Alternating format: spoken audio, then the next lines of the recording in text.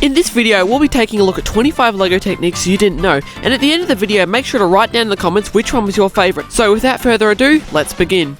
For the first technique, if you take these vehicle tread pieces, you can actually attach plates and tiles to them to make this circular shape. When the pieces are put together like this, they can only be curved, not laid out flat, and this technique could be used to make something like a small bridge or a barrel like in the detective's office set. For this next technique, putting a plate on this piece is actually illegal as it causes stress, so putting tiles between them is completely legal, and this could be used to achieve some kind of an upside down building technique. Here we have the infamous LEGO hot dog, which can actually fit into this cherry piece or any other LEGO piece that has a smaller size hole.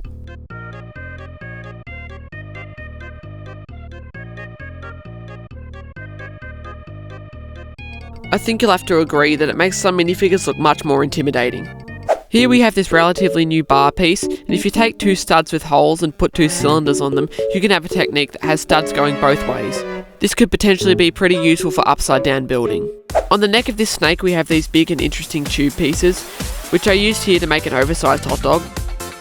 Though they've also been used as things like fingers, arms and legs, and even as tree roots. And I found this last use to be a particularly creative technique from the designers of Rivendell. Here we have two LEGO Marge Simpson minifigures, and she's actually got a hole in her headpiece that goes all the way through. And the hole's actually the wrong size to fit any other LEGO piece in it, although what you can do is put a bit of string through it like I did. And this one isn't so much a LEGO hack as just a weird thing you can do, and now all I've achieved is a cursed bracelet. But if you need a late minute birthday present, I'm sure this will do just fine. And did you know you can fit some LEGO dinosaur heads on minifigure bodies? Now this just reminds me of that scene from Jurassic Park 3. Alan. And opposite of the last technique, you can also fit a minifigure head on a dinosaur's body. And speaking of minifigure heads, they're actually a lot more versatile than they first seem. They've been used on things like lanterns, bottles, and even on fairy floss in conjunction with this recoloured beehive piece. If you take a pole like this piece and attach a bunch of severed minifigure hands, you can make this really cool spiral shape.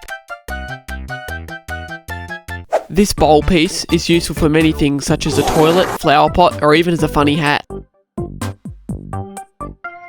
And this 1x2 brick with studs on the side is useful for things like making minifigures go off walls, adding detailing to walls, and if you take 4 of them you can put them together like this.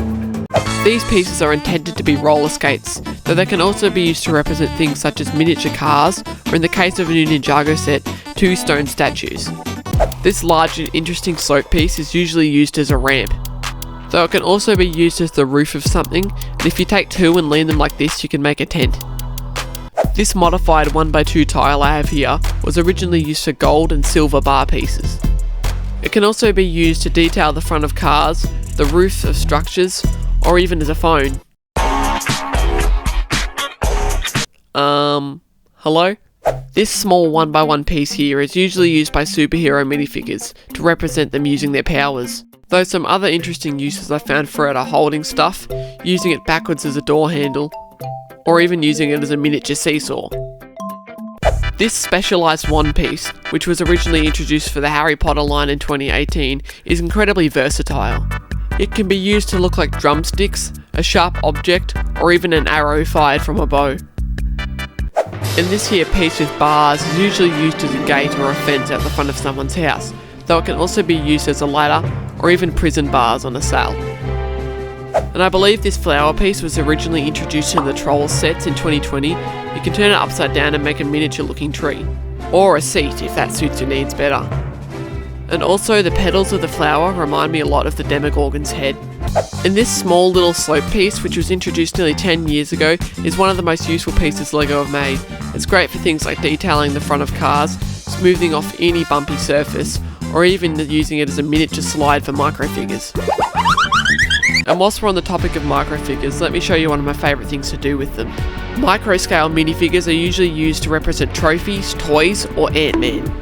Though one cool thing you can do with them is brutally take the head off a baby figure and then put it onto the micro-scale figure, and now you've got yourself your own Funko Pop. These grill pieces are intriguing because the grooves in between them are so small that they can only accommodate pieces that are half a plate wide, which makes that aspect of the piece quite hard to find a good use for, but I'm sure you could come up with something. And for all these years you've been using the brick separator wrong. It is actually super inefficient to use it upright. It doesn't work very well. However, if you turn the piece upside down, it gets pieces off a lot more quickly and smoothly. And lastly, this little Technic piece is used in many sets. However, if you take it and put it on a bracket, you can then put it on a minifigure's legs. And when it's on the minifigure's legs, this piece sort of looks like